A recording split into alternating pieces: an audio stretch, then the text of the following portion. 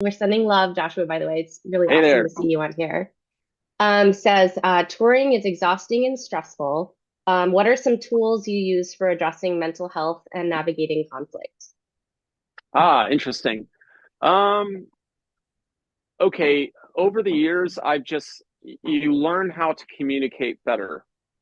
So that is crucial.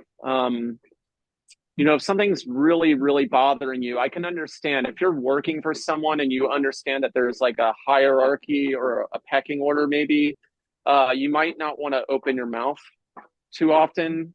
Uh, but I mean, I can understand the desire not to open your mouth, and in some cases, you don't open your mouth. If there's a problem, Yeah. you kind of gauge what is important to bring up and what isn't, but then also how to effectively communicate it if there is a problem. Who knows what it could be? It could be anything like, oh, maybe it'd be nice to get paid more on this tour because I've been at a rate for a certain amount of time and there's inflation and blah, blah, blah. So now you have to bring up this money discussion and, how can you go about doing it in such a way that doesn't seem like that seems like you're respecting the people that you're working for, but also trying to, help yourself in your own situation out. So yeah, learning how to communicate, or if there's any sort of other issue. I mean, there's countless issues. I mean, you're all living in a vehicle together. There's, sometimes 10, 12 people in a bus or something like that. And so you're all in a tight spot. And so, yeah, learning how to communicate things like, I, here's a funny one against me where people will, okay, I used to cook on the bus. Now that's okay in certain band situations because they also do it. The rest of the band is all doing it.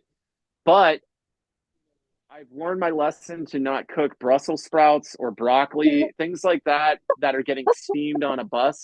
So I've had people have to communicate that with me. And so I learned to just simply not cook certain things on the bus like that. Or if I'm going to do something like that, get an extension cord or do go to a truck stop and then do it outside in your instant pot and then let it air out there, and then you're usually probably pretty good. So yeah, but people had to communicate that to me because it was something that I was doing and I just was blissfully unaware because it didn't really bother me. And But it was bothersome to many other people. So no durian on the bus.